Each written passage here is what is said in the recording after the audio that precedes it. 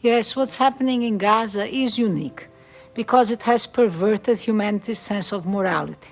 Before October 7th, there was a threshold that one could choose not to cross, the border between the cover of the night where murderers and thieves carried out their criminal acts and the safety of the daylight, of the public domain, where we all try to behave with civility.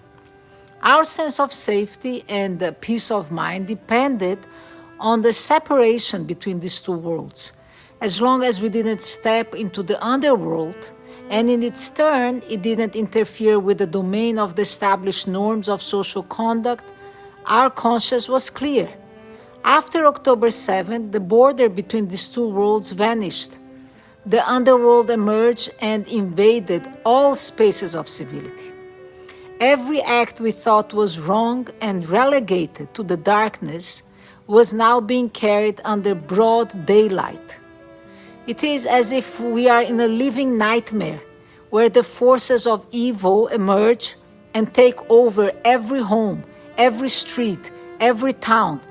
All of a sudden, we can no longer turn away from brutality and criminality. It is shamelessly and unapologetically at our doorsteps. What happened? Why suddenly criminals don't have the need to hide their faces and actions anymore? Why do they demand instead that we turn our gaze away, bow our heads, and act casually, as if nothing absolutely has changed, and that what they are doing is just business as usual? We never thought this day would come when we would be watching the live broadcast of a genocide, with no place to hide, and pretend we didn't know or didn't see. We watch all of this in our newly gained role as silent accomplices. As the walls and laws we had in place to keep criminality away in its own domain came crumbling down, so did our sense of right and wrong.